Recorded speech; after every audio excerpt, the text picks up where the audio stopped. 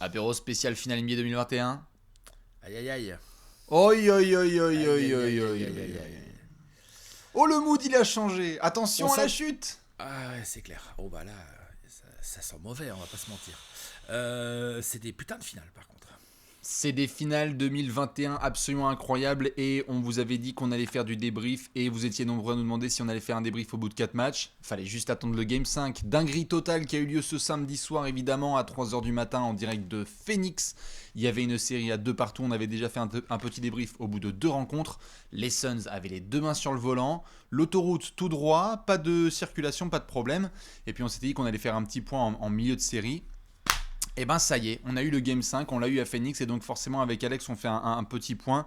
Avant de rentrer dans les détails, parce qu'on a plein de choses à dire, que ce soit évidemment sur les Suns, sur les Bucks, je vois qu'Alex il se gratouille la barbichette, il y en a du lance-flamme à sortir évidemment parce qu'il y a plein de choses à dire. Ce mardi soir, Game 6 des finales NBA 2021 à 3h du matin, commenté en direct sur votre chaîne YouTube préférée. Vous prenez le rendez-vous, on sera avec Alex notamment sur le canapé pour commenter ce match. Ça va être une dinguerie totale. Écoute, depuis le début de ces playoffs, on a commenté déjà 2 fois les Suns. Ouais. Ils ont gagné les 2 fois qu'on les a commentés. Tu connais le proverbe. Jamais 203. Bah, j'ai envie On de y dire les croit. Bucks. Tout à fait. J'ai envie de dire que c'est notre meilleur argument presque. Tout à fait. Et j'ai envie de te dire, les fans des Bucks peuvent te dire aujourd'hui, jamais 203, parce qu'ils ont gagné 2 matchs de suite, ils viennent de remporter un troisième consécutif, là, les Bucks, donc sur le jamais 203, eux aussi, ils sont Il leur en contents. faut 4 là maintenant. Ouais, voilà, Ah, c'est tout ça. à Mais fait. eux, ça y est, ils ont fait leur jamais 203. Exactement. Voilà. Est-ce que tu connais jamais Scott Foster 102? Oh là là là. Ah, bah, Et encore que les arbitres, tiens, on a qu'à le tacler Non. direct ce truc-là. Il y a des erreurs, hein. Stop, C'est stop, stop. indéniable, il y a des erreurs. Je vois des gens qui portent des maillots verts avec des bois comme ça sur la tête qui me disent que tout va pour les Suns. D'accord. Je vois des gens qui sont avec des maillots violet-orange avec des grosses épines de cactus dans le dos et tout, ils me disent tout va pour les Bucks. Bon, en gros, l'arbitrage est pas ouf. Il y a des vraies erreurs qui sont indéniables. Je pense à... Non, mais tu vois, par exemple, je pense à la 6e faute de Booker sur contre-attaque. Alors qu'il doit prendre sa 6e, là, tu sais, dans le match 4. Non, mais je veux dire, Oui, bah, la faute, elle est réelle. C'est incroyable qu'elle soit pas sifflée. bien sûr. Pareil, c'est un exemple parmi d'autres là qui me vient en tête parce que celui-là, il est quand même assez flagrant. C'est-à-dire que même sans ralenti, même à vitesse réelle, tu fais... Il y a faute, non? Tu sais, donc voilà, oui, il y a des grosses erreurs, il y a des ballons qui rebondissent sur des pieds de gars des Bucks et la touche elle est donnée aux Bucks. Voilà, c'est compliqué à arbitrer. Je pense que cette série se joue bien au-delà de ça, donc je préfère l'évacuer et tout de suite dire aux gens, genre, moi je compte pas détailler plus que ce que je viens de faire à l'arbitrage. Ah bah c'est même limite, C'est déjà c'était trop, bien, c'est c'était ça. bien de le faire, mais alors je vais te donner le fond de ma pensée, c'est limite trop. Moi j'en parlais hier sur Twitch, en effet c'est la même chose, vu le niveau de ces finales, vu le bordel qu'il y a à Phoenix et Milwaukee, vu la facilité qu'on a à être sur les canapés en HD, avec 4 angles de caméra, des replays, etc., et croire que des humains vont prendre des décisions parfaites, il y a un moment, stop, il y a eu des ajustements, il y a eu Mike Budenholzer qui a dit on n'a pas assez de lancers, il y a Monty Williams qui a dit on n'a pas assez de lancers, ça joue, et ça joue bien, et si on pouvait se concentrer sur le jeu ce serait très bien, parce que on a des putains de finales NBA et j'ai envie plutôt de parler de ça, perso. Au passage, la théorie des lancers, du nombre de lancers qui représente l'arbitrage, elle vole en éclats, mais alors total. Là, hein. Bah, ça c'est après c'est pour Au ceux qui veulent passage. c'est ceux qui Voilà. veulent se trouver des excuses. Dans tous les cas, ce qui est sûr, c'est qu'on a eu un Game 5 hier soir, remporté 123-119 par les Bucks à domicile, match complètement fou. Vous étiez des milliers à le regarder en direct, on était en feu sur les réseaux sociaux. Toi aussi, Alex, j'ai vu que tu balançais évidemment des petites pépites. Porte d'entrée tout de suite, le Game 5. Après, on pourra parler évidemment de toute la tendance, hein, parce qu'on est quand même sur 3 matchs de suite remportés par les Bucks sur ces finales. C'est rare de voir des finales où il y a 2-0 pour une équipe et bam, tout d'un coup, renversement de retournement de situation totale. Bah, c'est Sur le- rare, c'est arrivé déjà quelques fois là ces derniers temps. Hein. Oui, tout à fait. Je disais, c'est quand même assez rare en finale NBA d'avoir 2-0 et puis ensuite ça bascule autant avec 3 de suite. Ouais, voilà, c'est ça. Disons Enfin, qu'au je sais pas niveau si des... tu as plusieurs exemples, mais moi j'en ai pas. J'ai... Non, mais des équipes qui ont mené 2-0 en finale et puis qui n'ont pas gagné, Ah notamment, oui, qui se sont ouais, fait bien sûr. remonter, il y en a Bien quand même sûr. quelques-unes, c'est ça Ouais, que ouais. je voulais dire. Après, là, il y a une vraie bascule qui s'est opérée, symbolisée dans ce match 5, mais qui, à mon avis, a plus eu lieu au match 4, perso, mais qui est vraiment symbolisée par ce match 5, puisqu'on était à Phoenix, à 2-2, et qu'on sait qu'à 2-2, quand tu gagnes le match 5, ton pourcentage de chance de gagner la série, bah, il explose. Hein. Je sais plus, je crois que c'est 75%. 75% de chance de remporter le Bon, titre. voilà Après. quoi. Les plus matheux d'entre vous auront compris que Phoenix n'a plus que 25% de chance de gagner la série, hein, statistiquement parlant. Après, ça reste des stats et des probas. Hein. C'est totalement ça. C'est juste que Phoenix a plus qu'une balle dans son chargeur et les Bucks ils en ont deux. Voilà. C'est ça. T'as pas le choix en fait. T'es dos au mur. En plus, les Bucks, la prochaine c'est à la maison en plus. Donc attention. Mais oui, t'as raison. Le match 5, il est incroyable. Le scénario est renversant dans tous les sens en fait. C'est-à-dire que premier quart, je la fais courte, puis après t'ajoutes ce que tu veux, Bastien. Premier quart, entame parfaite des Suns, impeccable, ballon qui circule, Jake Crowder qui met ses tirs, ça gagne des ballons, ça défend trop intelligemment, ça joue malin, Booker qui score. Bon, CP3 distribue un peu, il est pas ouf dedans, mais bon, il est quand même mieux qu'au match 4, en tout cas c'est la sensation qu'on a dans ce premier quart. Deuxième et troisième quart sont de véritables enfers, de véritables cauchemars pour les Suns qui ont du mal à scorer et n'arrivent pas à défendre. Ils se font mais défoncer par la puissance physique, athlétique, défensive, intensité, shoot qui rentre dans tous les sens, Pat Connaughton qui est en feu et tout, qui est Ray Allen, Middleton, Giannis, je reviens sur Jrue après, Middleton, Giannis, ça domine fort dans leur registre habituel. Jrue qui déjà au match 4 on l'avait vu, mais là au match 5 ça a été encore plus flagrant, c'est vraiment fait une mission personnelle de niquer les finales de Chris Paul, et on peut dire que ça fait 2 matchs qu'il y arrive très très bien. Et puis contre toute attente, honnêtement, moi-même, j'y croyais pas, quoi. Dans le quatrième quart, les Suns, ça revient petit à petit, ça gratouille, d'ailleurs, avec plutôt quelques bons tirs de Chris Paul. Les Suns, en fait, ils sont à ça de le gagner, malgré une physionomie où t'as la sensation que c'est un blowout pendant 2 quarts et demi, quoi. Bien sûr. C'est clair que c'était fou comme match. En termes de scénar, c'est assez fou. Parce que t'as vraiment une sensation de surpuissance des Suns à l'entame. Ensuite, tu dis, ah mais non, en fait, les Bucks sont beaucoup au-dessus, beaucoup trop au-dessus. Et les Suns peuvent rien faire. Et puis finalement, tu te retrouves avec un vrai money time, en fait. C'est vrai que le côté tsunami était un peu dingo à vivre, parce que quand tu te prends 37-21 dans le premier quart, tu te dis bon. Moi, ce qui m'a vraiment marqué côté Milwaukee, c'est le début de second quart, où en fait, je pense qu'il y a pas mal de gens qui ont vu ces espèces de minutes sans Giannis, qui sont des minutes qui sont hyper mal jouées de la part des Suns, à la fois défensivement et sans Devin Booker. Et t'as les Bucks en fait qui réussissent à réduire le lead des Suns, qui était monté à plus de 15 points, puisqu'il y avait plus 16 à la fin du premier quart. Ouais. Et en fait, quand t'as Bobby Portis et Pat Connaughton qui font des très bonnes entrées, parce que Bobby Portis, on avait démarré la série en se disant est-ce qu'il peut tenir sur le terrain, il a été déterminant dans ce run. On se focalise, évidemment c'est normal, sur le quatrième quart-temps et sur ces shoots de Middleton qui sont complètement dingos, l'interception de Jrue Holiday, le alley-oop pour Giannis, les shoots loupés de certains, ok, mais ce run de début de deuxième quart-temps où Giannis est en train de se reposer et où la force collective des Bucks écrase celle des Suns vraiment dans un moment qui est tellement important, c'est-à-dire que là le début de deuxième quart-temps, Jrue Holiday démarre ce qui va être un des matchs les plus importants de sa carrière. Il enchaîne les bons choix défensifs, les bons choix offensifs. Il met des petits paniers comme il faut. Il distribue les ballons comme il faut pour les copains. Et du coup, moi, j'avoue que quand on a vu cette vague, et je crois que tu avais tweeté dessus, quand on a vu cette vague Bucks qui, en 6 minutes, en fait, n'a pas que égalisé, ils ont même repris le lead. Moi, je t'avoue que là, je me suis dit, ok, on va très clairement, en attendant de voir la deuxième mi-temps, on va très clairement partir sur un match de catégorie all-time, parce que ça peut aller dans n'importe quel sens, en fait. Ça a donné le sens que ça pouvait aller dans n'importe quelle direction avec ce genre de run, parce que tu te disais, mais qu'est-ce qui va se passer par la suite ?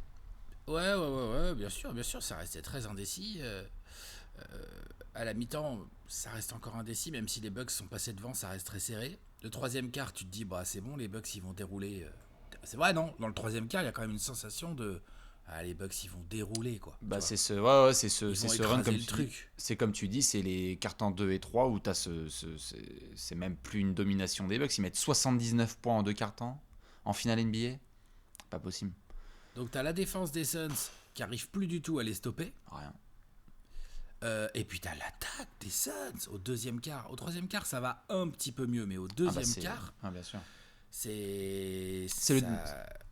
Ça fait très très mal, et du coup c'est très dur pour le moral, et pourtant le public pousse, le public est là, même quand ça va très mal, dès qu'il y a un 3 points qui rentre, genre les mecs qui sont prêts à se réenflammer direct, ils sont vraiment là prêts à donner toute leur énergie, toute l'énergie possible à leur équipe et tout, donc Et puis contre toute attente, je le dis vraiment, contre toute attente, dans le quatrième quart, alors qu'il y a encore 10-12 points d'écart pour les Bucks à 3 minutes et quelques de la fin, Ouais.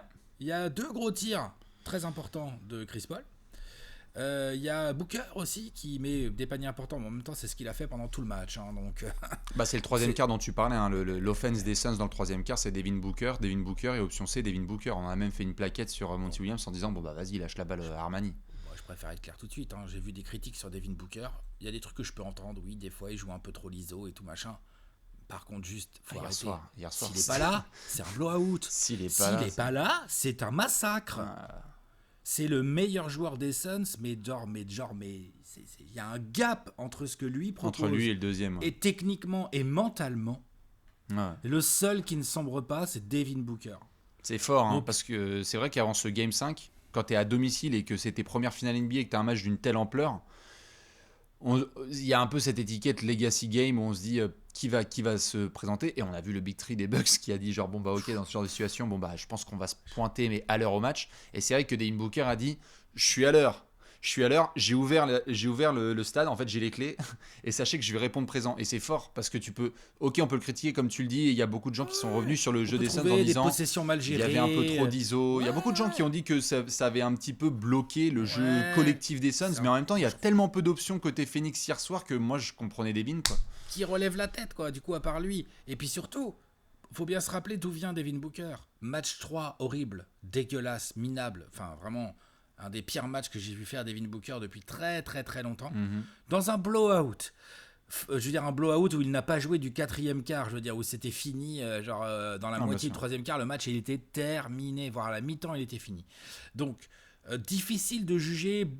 On peut dire Booker a fait une perf horrible et tout. Par contre, difficile de juger le reste de l'équipe dans ce match-là. Qu'est-ce que tu veux dire ? Voilà, ils ont pris un blowout. Au match 4, Booker, il revient. Fait une grande réaction mentale, technique tout ce que tu veux. Les Suns doivent normalement gagner ce match 4 s'il y a les autres joueurs qui se sortent un minimum les doigts du cul, genre notamment DeAndre Ayton et surtout Chris Paul, on reviendra sur son cas. Mais Booker envoie plus de 40 points sur la défense des Bucks, qui est quand même sale. Faut pas, c'est quand même sérieux. Et là, qu'est-ce qu'il fait alors que ça n'a pas marché, alors qu'il aurait pu avoir un coup derrière la tête, genre t'as envoyé un gros match, mais entre guillemets, ça n'a pas payé. Il revient à la charge. Quand son équipe se fait défoncer alors qu'il est sur le banc, pendant presque 5 minutes 30 dans le deuxième quart, qu'est-ce que c'est que ça aussi ? C'est pareil, on va en reparler. Genre, t'es en train de te faire défoncer, tu remets pas Booker sur le terrain. Ouais. Quand il revient sur le terrain, il recommence à mettre la sauce. C'était clairement le meilleur joueur des Suns hier soir. Il y avait pas. Sur les ISO, on peut dire que c'était trop statique. C'est certainement vrai. Ça a certainement pas fait que du bien aux Suns, mais c'est aux Suns de s'organiser autour de Devin Booker. Et Devin Booker, faut qu'il continue à se battre comme il fait, à rien lâcher et à faire parler le talent et le mental, parce qu'on peut pas lui enlever ça. Il est monstrueux, bien sûr. en fait. Et donner le ton, parce qu'en effet, si tu regardes si on regarde sur ce Game 5 les runs les plus importants et décisifs de la rencontre, c'est Devin Booker qui est dedans. D'ailleurs, les gens ont vu les stats qui sont tombés lorsque les Suns ont joué sans Devin Booker et avec Devin Booker. C'était scandaleux hier soir. Il y a vraiment un trou abyssal entre quand il était sur le terrain et quand il n'y était pas. C'est là qu'ils ont pris la sauce, les Suns. Quand il était là, il les a maintenus dans le troisième quart-temps, parce que attention, le troisième quart-temps, si Devin Booker, il passe pas en mode Kobe là, à se rendre des buckets sur buckets avec Chris Middleton, qui commençait à passer de Kyle Kuzma à Jordan, comme on sait bien qu'il est capable de faire d'une mi-temps à l'autre. Ça aurait, comme tu l'as dit, pu partir en grosse branlée Made in Bucks comme ils sont capables de le faire. Donc Booker, moi j'ai envie de dire, bon, ok, il fait pour le moment des finales complètement dingues. Je crois qu'il devient un des rares joueurs dans l'histoire à mettre 40 points 2 matchs de suite en finale. Il y a Yanis aussi, il y a Yanis dans les mêmes finales. Il y a Yanis, tout à fait. Ça montre un peu le niveau de ces finales aussi. Par contre, malheureusement, tout à fait. Par contre, c'est vrai que 2 fois 40, je crois que c'est le premier joueur de l'histoire à mettre 2 fois 40 points de suite dans des défaites en finale NBA. Ça, c'est dur. Ce qui n'empêche pas, et on va en parler après dans le Game 6, qu'il sera attendu et qu'il va très certainement répondre, parce que niveau mental, t'as l'impression que c'est lui le mec le plus stable et solide, malgré l'anti-Game 3, comme t'as dit qu'il a fait. J'ai envie de dire, côté Phoenix, quand tu vois en effet cette physionomie, parce qu'on était en train de faire toute la chronologie du match, où t'as le troisième quart, les Bucks qui sont en train de poser, et en effet dans le quatrième quart-temps, les Suns qui essayent de revenir. Qui réussissent à revenir. Et qui réussissent à revenir. Tout à fait, tu reviens à un point sur un petit flotteur de Chris Paul.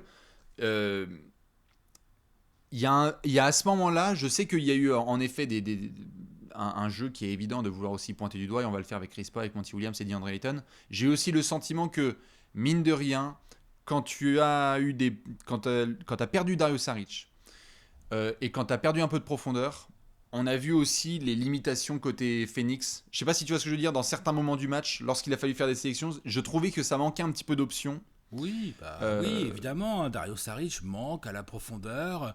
Pour remplacer Ayton, c'est lui qu'on aurait envie d'envoyer sur le terrain. C'est ça. Clairement, je suis d'accord, mais enfin, ils ont réussi à en gagner 2 sans Saric, hein. En faisant des matchs maîtrisés et en coupant le rythme des Bucks et en attaquant très très bien, en attaquant de manière millimétrée.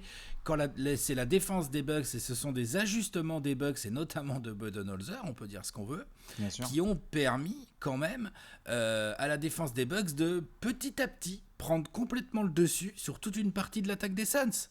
C'est indéniable et le match 3 c'est un blowout, voilà, comme ça peut arriver dans le basket, mais le match 4 et le match 5 sont des matchs qui sont à la portée des Suns, et je veux pas dire par là qu'ils les donnent, hein, c'est pas du tout ce que je veux dire, hein. Je veux dire par là que les Bucks vont les gagner, et les Bucks montrent aussi leur supériorité d'équipe qui est en train de travailler autour du duo Giannis, Middleton, Brook Lopez et tout depuis 3 ou 4 ans pour faire le titre, alors que bon, les Suns c'est une ascension beaucoup plus fulgurante, shot, hein, là, ça débarque, beaucoup plus fulgurante, quoi, beaucoup moins travaillée avec le temps. Donc il y a des situations qu'ils ne connaissent pas encore, notamment celle-ci, celle des matchs 4 et 5, et donc ça se voit.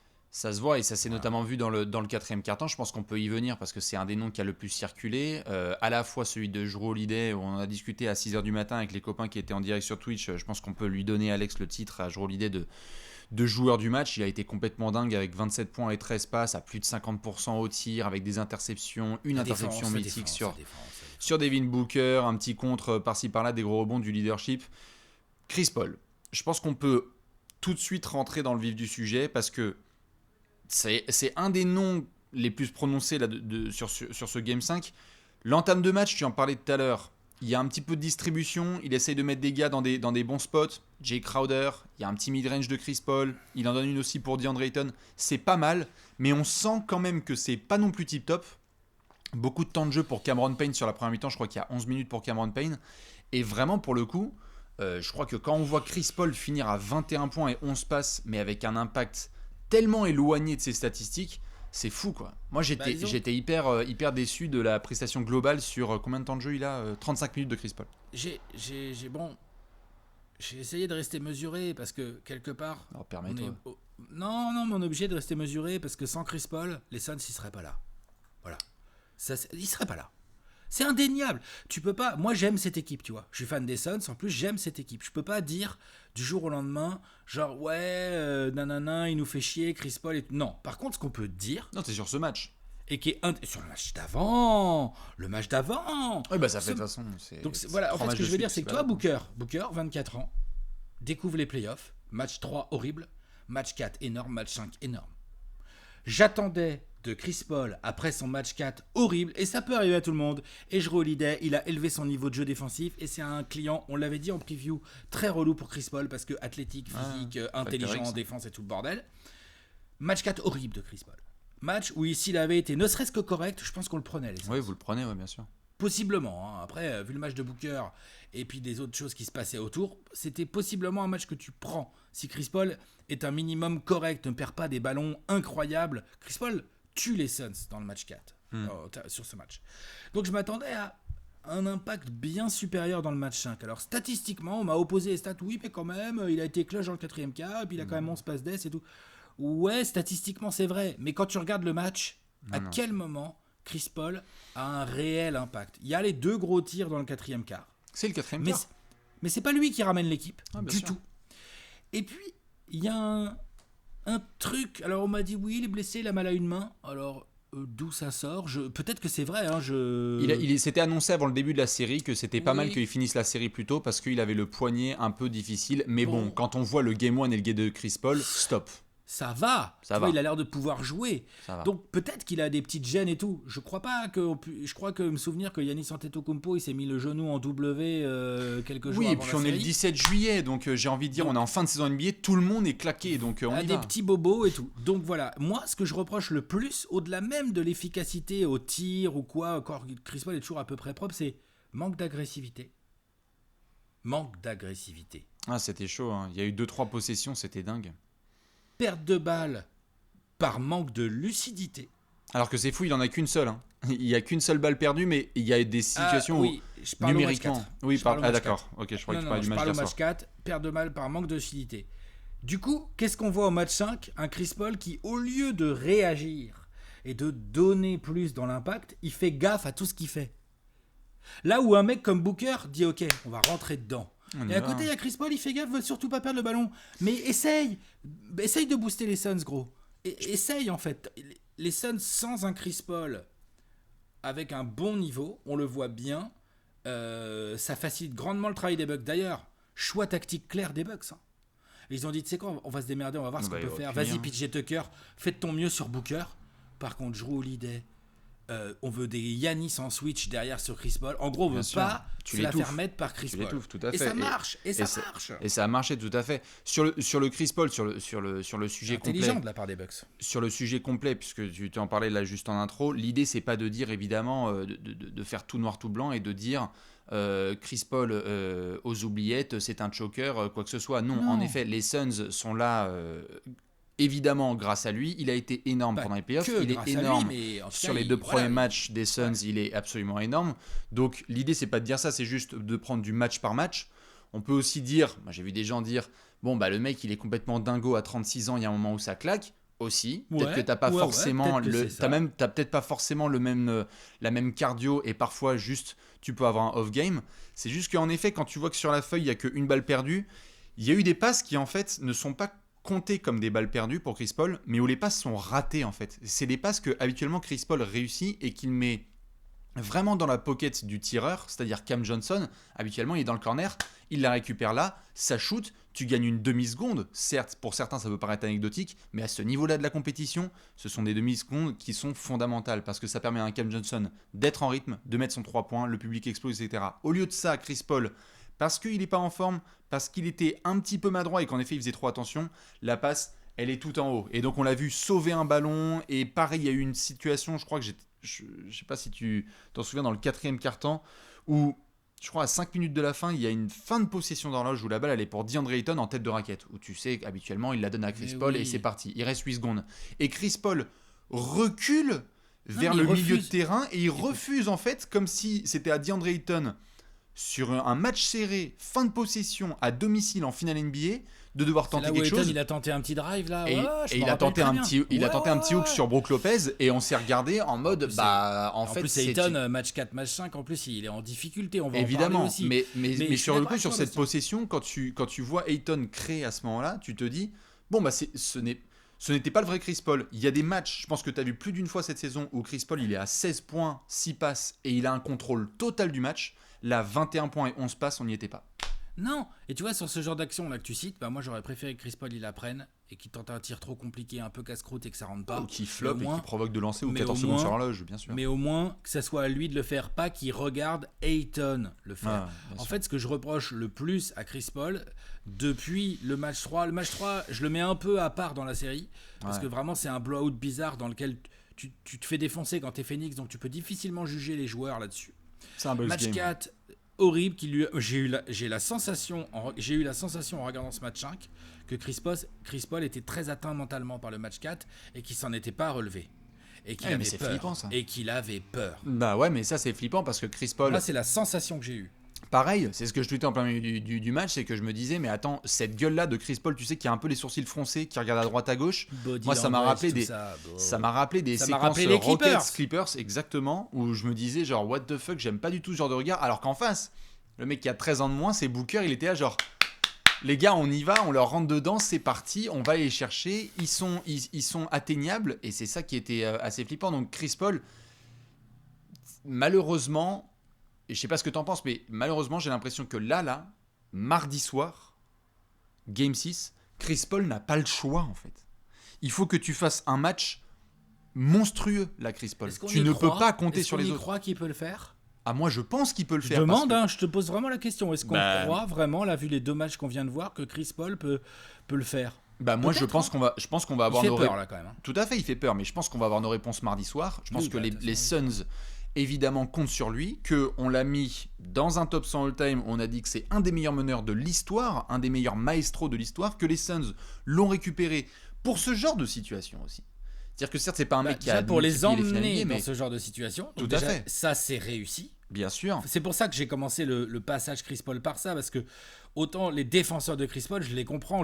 Moi, je veux surtout pas dire genre Chris Paul, c'est tout et à cause de lui. Non. Mais par non. contre, quand t'as 36 ans, que t'es un futur Hall of Famer, que t'as déjà vécu énormément de choses, que tu es un des meilleurs meneurs de tous les temps, bah oui, désolé, on peut pas se contenter de ce match 4, bien évidemment, mais même pas de ce match 5. Ça, c'est pas possible en fait. Et on peut pas juste regarder ton palmarès et dire bon bah t'as tous les droits parce que t'as fait ceci et ceci sur NBA. Donc je crois que mardi soir, Chris Paul, il est capable.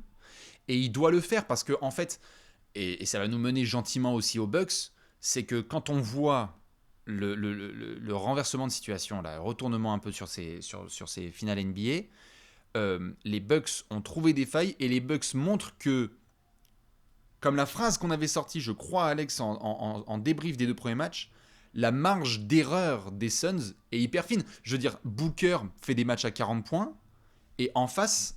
Ça y est, les mecs, ils ont compris un peu comment ils voulaient fonctionner. Donc Chris Paul n'a pas le choix, en fait. Il faut qu'il réponde présent. Il faut que les patrons de Phoenix répondent présent mardi soir. T'as pas le choix. En fait, c'est intéressant ce que tu dis, parce qu'effectivement, la marge d'erreur des Suns est minime. Mais ce qui est assez intéressant, c'est que la marge d'erreur des Bucks est minime également. Et là où les Bucks sont extraordinaires depuis plusieurs matchs, c'est qu'ils font exactement tout ce qu'il faut pour aller chercher la gagne.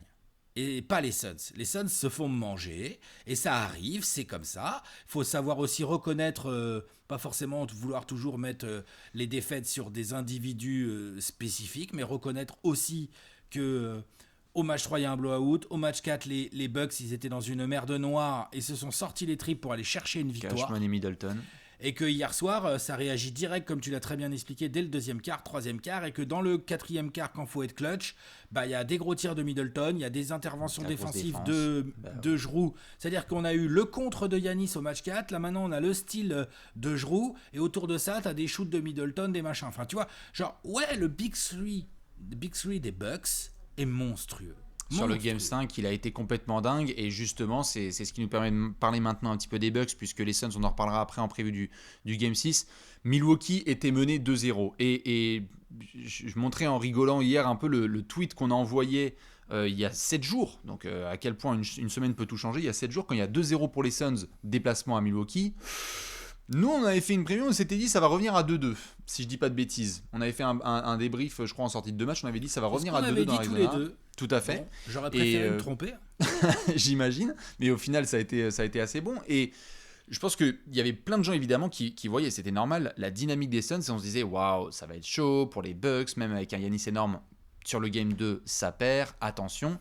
Et leur capacité à croire en leur modèle est assez extraordinaire parce que ce qu'on est en train de voir aussi, c'est une équipe qui, ultra soudée, parvient à trouver une solution à chaque match en fait. Là, ouais. Sur les 3 derniers, c'est autant le 3 en effet, je suis d'accord, le Game 3 c'est tu te prends le tsunami Wisconsin là, celui qu'on connaît. Il est à part dans le sens où tu peux pas juger les Suns, tu peux même pas tellement juger les Bucks parce que finalement si les Suns avaient fait le taf dans le Game 4, il y aurait 3-1. C'est ça. Et le match 5 aurait peut-être été complètement différent. Donc le match 3 est bien pour remettre en selle les Bucks, mais tactiquement tu peux pas tellement juger les équipes là-dessus. C'est exactement ça, c'est ce qui fait d'ailleurs que le Game 3, le seul truc qu'on retient des Suns, c'est le poster de Cam Johnson. Le reste, moi, c'est un flou total. Ouais. C'est bon. Alors que le Game 4, t'as en effet Middleton qui rentre des shoots de dingue pour répondre à Devin Booker. T'as ce contre de Giannis. T'as les matchs de Giannis d'une manière générale, depuis le début de cette finale, c'est monstrueux. Voilà. On revient sur Giannis après. Juste ce que je voulais ajouter, c'est quand même, on s'est beaucoup moqué des ajustements des Bucks. Les mecs, ils envoient Jrue Holiday étouffer Chris Paul. Quand c'est Booker, il varie la défense sur Booker. Il lui envoie un coup Jrue, un coup Middleton, un coup PJ Tucker et tout. Ça cherche, ça réfléchit, ça prend des bons temps morts, je trouve, dans les bons timings. Sur la deuxième partie de la série, Budenholzer est en train de Ouais. notre ami Monty Monty Williams. Williams, On ouais. va pas se mentir. Tout à fait. Qui hier, je pense, t'as bien frustré, comme beaucoup de fans des Suns, sur ce second quart, où quand il y a 5-6 minutes globales, on joue pour l'or là, on joue pour le trophée, tu laisses pas reposer Devin Booker pendant 5 Rappelle-moi quel à âge 6 il a, minutes. Devin Booker. Ouais. Et puis Il a on n'est pas 24 en... ans. Tout à fait. Et on n'est pas en game 2 de demi-finale de conf ou en Non, match d'octobre. Tu y Devin vas. Booker, Tu y le vas. match 6, là, il doit jouer 47 minutes 30. Point barre. Je veux rien savoir, quoi. Il n'y a pas le choix, en fait. Ah ouais, Il d'ailleurs, en est d'ailleurs, largement capable. Et en plus, il se bat en défense. Enfin, je veux dire, c'est pas du tout comme si on disait oui, mais il faut le cacher. Non, il fait des erreurs et tout, mais il se donne, il se bat. Enfin, il n'y a pas de problème. Il doit être sur le terrain. c'est ça. C'est que t'as 42 minutes de Devin Booker hier soir. Alors les gens vont me dire 42 sur 48 quand même. Ouais, mais le problème... Bah non.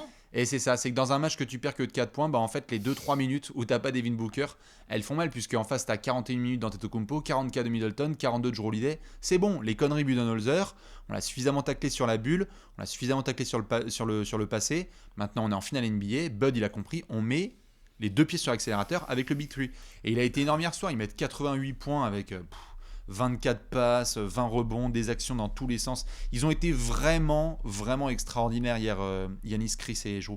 Ouais, ils ont été extraordinaires. En déplacement. En déplacement, sous pression. Ils ont réussi à s'adapter à différentes situations. Yanis est un leader extraordinaire. Yanis Antetokounmpo, c'est un leader de ouf. L'autre, c'est l'humilité, c'est la mentalité. Il se sacrifie pour les copains, quoi. Il va défendre, il s'arrache au rebond. On lui dit tu joues pivot. Sur les switches, il s'est archi battu en attaque. Il a laissé les ballons au mec qui était chaud. Il les a trouvés quand il fallait. Enfin, la série qu'est en train de faire Yanis Antetokounmpo, honnêtement, c'est une des séries les plus dominantes que j'ai vu faire un joueur en finale NBA. Récemment ? Oui, récemment. Oui. Bah, après, si tu veux comparer dans l'histoire, on va repartir dans des comparaisons. C'est pas vraiment le but. Non, du c'est jeu. pour que les gens C'est séquencent, juste... tu sais. Ouais, mais qui séquence les gens? Ouais, franchement, ça se défend sans problème. Hein. Non, ouais. Non, mais d'ailleurs, pour aller dans ton... séquencez, allez-y, hein, faites-vous plaisir. Pour aller dans ton sens, je crois que sur les... J'ai pas la stat sous les yeux, mais je crois que j'avais vu passer Yanis sur les 3 derniers matchs, qui sont donc les 3 victoires des Bucks. Je crois qu'il perd que 2 ballons. Et il a mis genre 100 points. Enfin, il a mis... Et puis il fait des passes d'ess. Bien sûr. Et puis il contre, il intercepte, il switch, il est intelligent, il empêche les attaques de bien se faire. Dès qu'il y a de la place en contre-attaque, en transition, qui c'est qui est là? C'est Yanis, hein, qui est là pour les finir, les contre-attaques. Ou pour être au putback, qui a bien suivi la contre-attaque. Enfin, sur l'effort, sur les efforts à fournir, comment veux-tu que les Bucks ne se donne pas 100 et haut avec un leader pareil? C'est impossible. Et c'est T'es marrant. obligé de te donner quand t'as un leader comme ça. Exactement, et c'est marrant que tu mentionnes ça parce qu'il y a eu un moment où je pense que t'as dû envoyer, je sais pas si t'as envoyé une chaise par-dessus la fenêtre ou que t'as renversé tes trucs. Garçon, moi. Oui, bien sûr. On verra mardi soir. Mais il y a un moment dans ce quatrième quart-temps où en effet ça va dans le sens de ce que tu dis sur l'effort de Yanis et sur les copains qui le suivent tête baissée. Ça se voit, ils sont tous derrière leur leader et c'est magnifique à voir. Ces rebonds offensifs arrachés par Portis, par Connaughton, parce qu'ils savent qu'il faut les mettre les mains dans la gadoufle et on y va les gars, ça va créer des deuxièmes chances et lancer le loupé d'Yanis et Jrue Holiday, ils foncent au rebond offensif et on y va parce que en fait si lui il le fait, tout le monde doit le faire en fait. Et ça c'est assez ouf à regarder quand même. Sur ce quatrième quart-temps, il y a eu des hustle plays, c'était en termes de hustle, incroyable. Depuis 2 matchs, Phoenix boit la tasse. Ouais. Plusieurs raisons. On a parlé de Chris Paul, qui doit normalement apporter aussi dans des petites choses, peut-être pas dans le hustle musculeux, mais dans le hustle intelligent. Ouais, dans le hustle intelligent. Parce que Mikal Bridges a du mal à trouver sa place, alors que d'habitude, il apporte beaucoup. Ouais. Et parce que DeAndre Ayton, il se softise comme on n'aime pas le voir et tout. Alors, il fait quand même de la stat, lui aussi, mine de rien. Hier soir, il y a un double-double, il y a 20 points, il y a 10 rebonds, mais c'est pareil, hein. Ça pèse pas des masses. Alors, j'ai moins envie de lui rentrer dedans et de le travailler au corps. Parce que l'autre, il a 22 ans, c'est ses premiers playoffs. Donc, par rapport à un Chris Paul qui a plus d'expérience et tout, je m'attendais peut-être un peu plus, inconsciemment, à voir ce genre de match de temps en temps de la part de DeAndre Ayton face à une équipe aussi rentre dedans que les Bucks. Et puis en plus, comme il a réussi 2 très bons premiers matchs, tu vois, je suis là, je fais ok, voilà, c'est. Mais oui, hier soir, il m'a énervé, DeAndre Ayton. Il m'a beaucoup énervé. Il a joué plus de minutes que Booker. Donc ça m'énerve de la part de Monty Williams. Ça me rend dingue. D'où? Pourquoi? Quelle est la raison? C'était des histoires de faute à la con. Booker, ça a été hier ses fautes. Hein. Au match 4, oui. Au match 4, Booker, il gère pas hyper bien ses fautes. Il a fait 8 fautes. Il a réussi à rester sur le terrain jusqu'au bout. C'est déjà pas mal. Il n'y en a que 2 franchement, au final. C'est déjà pas mal. Sur 8, dont une flagrante. Non, franchement, le mec fait 8 fautes. Il reste sur le terrain jusqu'au bout. Moi, je dis All-Star. Propre, ouais. Non, mais voilà. Ayton, là, il commence à avoir des soucis. Yanis lui rentre dedans intelligemment. Il se fait manger au rebond par des mecs plus petits que lui qui arrivent lancer. Ça, c'est parce qu'il n'y a pas assez d'écran retard sur les extérieurs. Enfin, il y a tout un truc de hustle, d'énergie et d'effort sur lequel Milwaukee a outplay la ligue depuis 2 ou 3 ans là-dedans. Et là, ils sont en train de le faire en finale. Ça tabasse tout à fait. Sur DeAndre Ayton, j'ai l'impression qu'il y a eu aussi un effet qui lui a fait un peu mal parce que le Game 1, on s'en souvient, le Game 1 des finales, il est parfait. Il est à 20, quasiment en 20-20, 22 points et 19 rebonds. Il y a des comparos avec Shaq et Hakim et Karim Abdul-Jabbar. C'était la teuf totale. J'ai l'impression que au fur et à mesure de la série, je crois que c'est sur le Game 4, je sais plus si c'est sur le Game 3 ou Game 4, mais je crois que c'est sur le Game 4 qu'il y a eu des... Non, sur le Game 3 il y a commencé à y avoir des soucis de DeAndre Ayton et de fautes. Au Game 3. Je crois que c'est au Game 3. Pendant le blowout. C'est ça, qu'il y a eu des soucis en fait de gestion de fautes où il était du coup in and out du line-up, où quand il rentrait c'était un peu compliqué parce que en fait j'ai l'impression que ça a aussi beaucoup, et c'est bien joué de la part des Bucks, ça a aussi beaucoup atténué son agressivité qu'il est capable d'avoir, parce que c'est pas une agressivité naturelle. Il est capable d'être agressif, DeAndre Ayton, mais souvent on le juge plus sur son manque d'agressivité que autre chose. Et sur le match d'hier, j'ai eu l'impression que parfois il se retenait un peu parce qu'il avait trop peur qu'un coup de sifflet tombe. Tu vois ce que je veux dire ? Il y a eu des situations. Oui, en défense, je parle. Ça, tout à fait d'accord. Et en attaque, qui lui rentre dedans, c'est. En attaque, lui et Chris Paul se desservent. C'est-à-dire que quand ce Ayton est un peu trop softy, il roule moins bien, il est moins agressif, les angles de passe sont moins bons pour Chris Paul, ça c'est vrai. Mais aussi quand Chris Paul il est un peu trop comme ça, pas assez dedans. Bah, c'est aussi plus dur de jouer pour DeAndre Ayton. En fait, ces deux-là dépendent quand même pas mal l'un de l'autre. Là où Booker, lui, a tellement un talent qui déborde que l'autre, même si ça va pas comme il veut, il dit hey, vous savez quoi, filez-moi les ballons. C'est qui en face, je m'en fous du défenseur. Poussez-vous, tu vois. Genre, et je vais scorer, et je vais y aller, et je vais driver, et je vais ceci, et je vais cela, et je vais me battre en défense.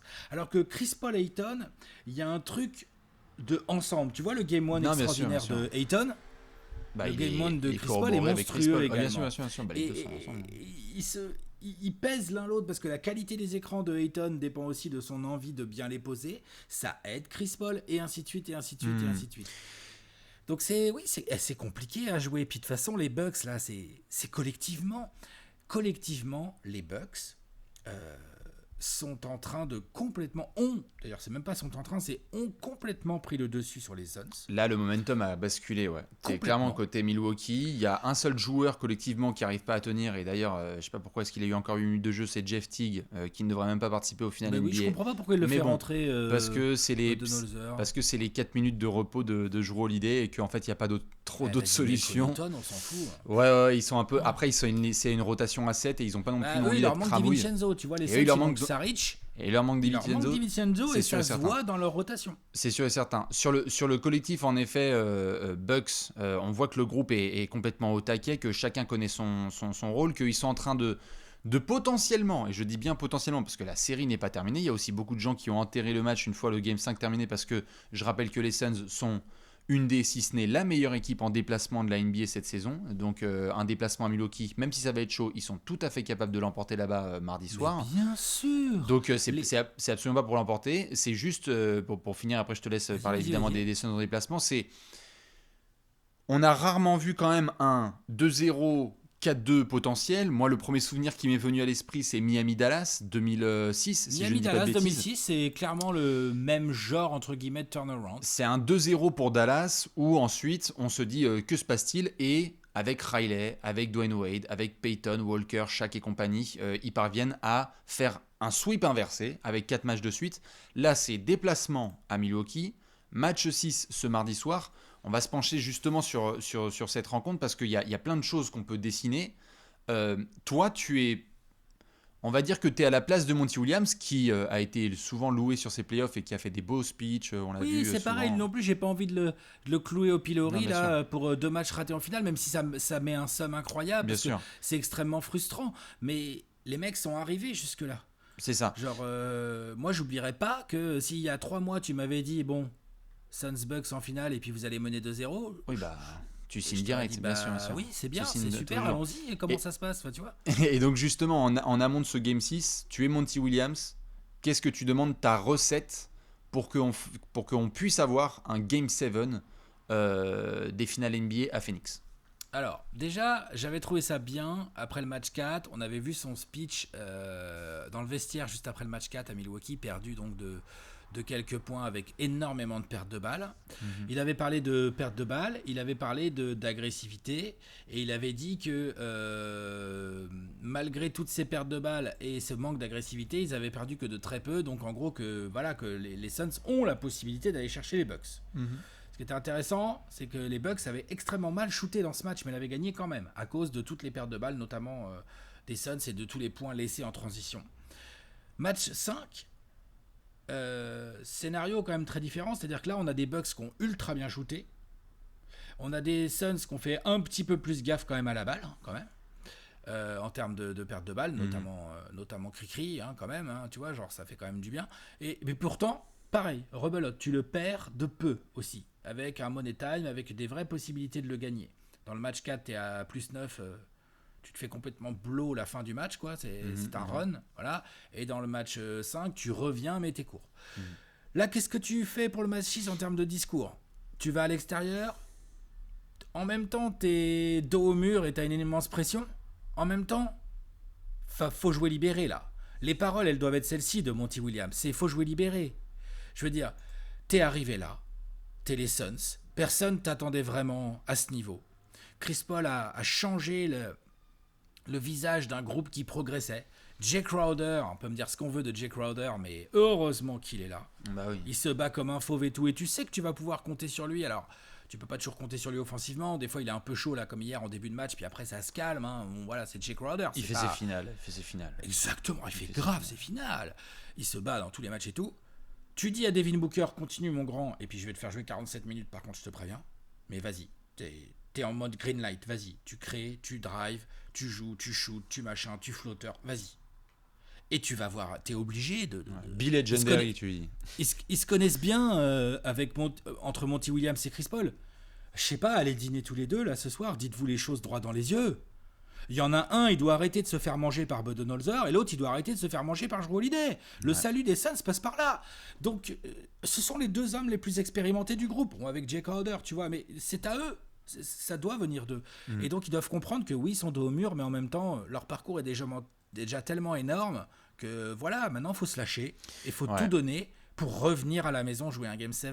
Il y a un Game 7 à jouer. Avec ce public-là. Non, mais c'est des tarés là-bas. Faut... Les deux publics. Bien c'est sûr. des tarés, les deux publics. Il faut en effet mettre dans la tête des Suns que tu peux y arriver. Il y a un monsieur DeAndre Ayton aussi avec qui discuter, parce que comme on avait parlé dans la preview, il y a moyen aussi d'aller le voir et de faire juste ok, très bien. Bon, on a eu quelques statistiques, très bien. Juste, on peut savoir c'est qui, hormis Giannis, on peut savoir c'est qui le meilleur intérieur / pivot de cette série. Est-ce que tu peux le rappeler s'il te plaît? Ouais. Parce que là, Bridges en fait, aussi, Tu peux aller voir Bridges et dire Michael, t'as le droit d'attaquer un peu le cercle. T'as le droit d'attaquer un petit peu... complètement. Lui aussi, il dépend pas mal de Chris Paul. Complètement. Je veux dire, t'as eu tes 11 lancés, il y en a eu 6 pour DeAndre Ayton. Il y a un moment où, à force de prendre que des pull-ups à 2 points ou des tirs proches du panier ou des 3 points, il y a un moment où ça s'essouffle. Preuve étant, les Bucks ont essayé de trouver la faille et de taper là où ça fait mal. Je suis d'accord là sur ce que tu dis par rapport aux Suns. Je pense qu'il doit y avoir des discours entre Monty Williams et Chris Paul. Devin Booker et DeAndre Ayton doivent faire le taf. Les titulaires de toute façon savent quelle est leur recette. Je pense que aussi du côté du banc, il ne faut pas non plus qu'ils se croient non plus en vacances, parce que ce soit le match d'hier ou certains matchs récents, la bascule elle se fait plutôt côté Bucks. C'est-à-dire que lorsque tu as eu Connaughton Connaughton est le meilleur remplaçant de ces finales NBA. Bobby Portis. Pour l'instant, oui. Avec Cam Johnson qui a fait du bon boulot, mais oui, c'est Connaughton, je suis d'accord. C'est pas de Connaughton. Je sais pas si on affirmait ça. Je suis pas certain qu'on affirmait ça en début de finale NBA. Donc normalement, si t'es Cameron Payne, si t'es Cam Johnson, si t'es Torrey Craig, tu mets des tartes, tu fais les gars, juste excusez-moi, on va continuer à se faire avoir par Patricia là. Genre ça va 2 secondes en fait. Il faudrait peut-être commencer aussi que le banc fasse son travail, parce que tu ne pourras pas non plus faire jouer 48 minutes le 5 majeur. Et puis quelque part, j'ai envie de dire, putain, si t'es les Suns et qu'après la défaite en Game 5, là tu forces Milwaukee à aller prendre l'avion là. C'est-à-dire que les joueurs des Bucks ils le savent, hein. Le trophée il va être pas loin du vestiaire, hein. C'est-à-dire que là si tu leur dis tu sens le champagne, tu remballes les mouettes et chandons, d'accord, parce qu'on va tous dans l'Arizona. Oh là là là là. Attention. Non, mais disons que ce qui est assez paradoxal, c'est qu'effectivement, les Suns ont clairement le moral dans les chaussettes. Qu'à part Devin Booker, personne n'a montré de vraies réactions lors de ces matchs 4 et 5. C'est vrai. Que Chris Paul est inquiète, mais que Chris Paul reste Chris Paul avec une grande qualité technique, avec beaucoup de capacité à faire scorer ou à scorer lui-même. Que Monty Williams a déjà montré des capacités d'ajustement et des bons discours et tout, et ces Suns ont déjà montré d'une belle résilience mentale. Ouais, bien sûr. Donc, on espère qu'ils vont pas s'écrouler. Si s'écroulent pas et qu'on est dans un match comme celui du 4 ou comme celui du 5, c'est à eux de se regarder et de dire oh, faut qu'on le gagne celui-là, faut qu'on le prenne. Complètement. Il y a un dernier aspect, parce que je sais que tu l'as probablement en tête, il y a un dernier aspect que je dirais peut-être aux joueurs des Suns, mais c'est vraiment en termes mental dès le début du match. Attention, parce que les Bucks, là, en Game 6 à domicile, je sais même pas s'ils vont mettre 8 à 12 pieds sur l'accélérateur, mais attention au début de match. Parce que là, les Bucks, ils vont se rendre compte, et ils vont en parler, c'est sûr, qu'ils se sont pris un 37-21 là, dans le premier quart par les Suns, et donc ils se sont réveillés, ils ont couru après le score, etc. Mais on le sait, Milwaukee, ils sont à domicile, ils te l'ont montré au Game 3, ils ont envie d'une chose, c'est que ce soit le Zbeul, le Bronx, que ça court dès le premier quart, que ce soit le rouleau compresseur, parce que c'est leur facile. Exactement, que c'est bien sûr. leur méthode. Donc attention aussi aux Suns, le match dure 48 minutes, va falloir tenir parce qu'en face, les mecs, ils savent que ça va bombarder à l'intérieur. Moi, je veux dire, t'es Mike Budenholzer, là, tu dis les gars, vous me les punissez comme jamais. On est à 48 minutes du titre, vous me les punissez à l'intérieur. Je veux limite qu'ils sortent tous pour 6 fautes. Vous y allez, vous y allez, vous y allez. Middleton, tu prends chaud quand tu veux, mais juste tout le monde, vous y allez, vous foncez. Et si vous pouvez, vous envoyez une telle claque à la première mi-temps que c'est trop compliqué de revenir en fait. Ils sont capables, les Bucks, de faire ça. Tout à fait. Après, les Suns, pour le coup, sont archi prévenus. Mais c'est un scénario très probable, tout à fait probable. Les Bucks qui arrivent en mode rouleau compresseur. Et là, les Suns vont avoir besoin de Chris Paul.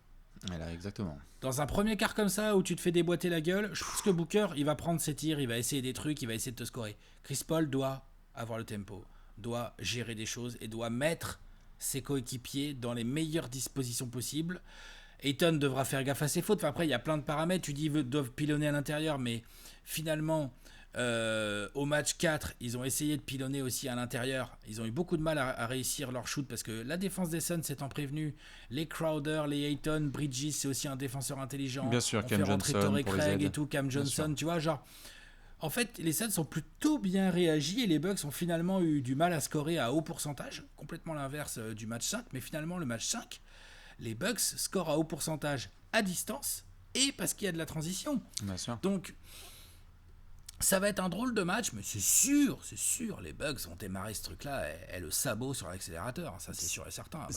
C'est là-dessus que notamment, si on parle en effet de dîner entre Monty Williams et Chris Paul, je pense que aussi du côté de Giannis, il doit y avoir forcément un apéro gentiment préparé avec Chris Middleton, avec Jrue Holiday, avec Brook Lopez, avec tous les garçons et dire les gars.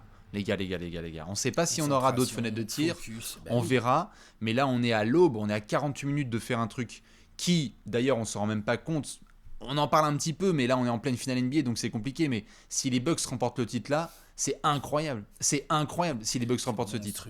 C'est monstrueux avec tout ce que ça représente pour chaque joueur de cet effectif, pour chaque membre du coaching staff, pour le management, pour tout ce qu'ils ont essayé de créer depuis des années, donc je pense qu'ils en sont conscients et qu'il faut absolument tout donner dans cette rencontre. J'ai envie de dire, en tout cas au moment où on parle, le momentum il est clairement côté Bucks. Va falloir un match. C'est indéniable. Il va falloir un match all-time des Suns pour essayer de forcer un Game 7. Voilà, entre les probabilités après avoir gagné le match 5, entre la gueule de l'effectif des Suns mentalement, entre les physionomies différentes des matchs 4 et 5, mais qui toutes les deux tournent en faveur des Bucks. Ils sont à la maison. Bah non, ils sont genre là, désolé, mais là, ils sont archi favoris. C'est difficile de dire autrement. Qu'est-ce que tu veux dire d'autre ? Ils sont archi favoris. C'est sûr. Si tu es à domicile et que tu viens de gagner les 3 derniers matchs, c'est évident. On verra évidemment, vu le niveau de ces finales NBA 2021 qui est complètement dingue, ne pas mettre de côté le fait qu'en effet les Suns peuvent l'emporter. Juste, il y a un dernier sujet pour boucler ça. Tu en parlais tout à l'heure en rigolant et on en a parlé tout à l'heure en off. Il y a un certain copain, CJ McCollum, qui a tweeté que on voulait savoir combien il y aurait de votes pour Chris Middleton si les Bucks, en tant que MVP des finales, si les Bucks remportaient ces finales NBA. Est-ce qu'on peut arrêter les blagues 2 secondes ?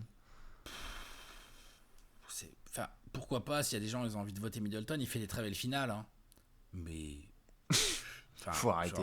Je vois même pas ce qui pourrait se passer, à part que les Suns finissent champions. Hein, mais sinon, si les Bucks finissent champions, je vois même pas comment c'est possible de pas le filer à Giannis. C'est Giannis, ça se comprend. Impossible. Le mec, il a donc, si je comprends bien, il y a eu 2 matchs à 40 points. Il a suivi avec un contre all-time. Il a suivi avec un match complètement dingue, là, avec un alley-oop monumental sur la tête des Suns. Et là, derrière, on veut. Et il joue sur une jambe et on veut que ce soit. Il attaque. Iguodala. Il revient d'une blessure. Il a la ligne de stats. Hein. Il a combien de points, Giannis, par 31 match, points, 13 rebonds et 6 passes à plus de 60% au tir. 13 rebonds, 6 passes. Ouais. Contre-interception, c'est monstrueux. Il y a plus d'un contre, plus d'interception. Il y a 60% au tir. Il a rentré les shoots qu'il fallait quand il fallait. Leadership total. Non, c'est un moment stop. Je pose juste la question pour la MVP des finales. Si vous voulez le donner à Chris Middleton, si les Bucks l'emportent, très bien.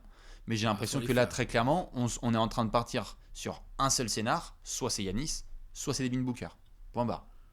Ah bah, on verra. Parce que si c'est Devin Booker, si c'est un Sun, ça veut dire que tu as eu un match 6 et un match 7. Bah, on verra ce qu'un mec comme Chris Paul est capable de nous prendre dans un match 6 et un match 7. Et bah 80 points et 40 passes. Voilà. Ouais, sur les deux matchs. Et bah pourquoi pas. Dans tous les cas, voilà pour ce petit débrief. Je rappelle qu'on vous retrouve ce mardi soir à 3h du matin pour le match à Milwaukee, peut-être le dernier de la saison ou pas, ce sera absolument immanquable. On sera sur YouTube pour commenter tout ça en direct, donc mettez déjà votre alarme. Alex, je te laisse évidemment avec le petit mot de la fin quand même. Le mot de la fin, c'est pas fini. Il y a un match 6 à jouer. Les Suns sont peut-être la tête sous l'eau, mais comme je l'ai dit tout à l'heure, je pense que ce match 6 va être très intéressant à nouveau parce que c'est finales. Bon, ils peuvent se faire blowout, mais ces finales ont l'air de tellement pleines de rebondissements que je vous conseille d'être avec nous. En plus, 3h du matin, franchement, c'est un horaire agréable, c'est un horaire pratique, c'est un horaire sympa. C'est un horaire idéal. Franchement, c'est idéal. Il n'y a pas d'excuse. On ne pourrait rien demander de plus, on est bien d'accord. Du coup, on fait plein de bisous, passez un bon dimanche et on se retrouve ce mardi soir sur la chaîne YouTube de Trash Talk. Des bisous. Ciao.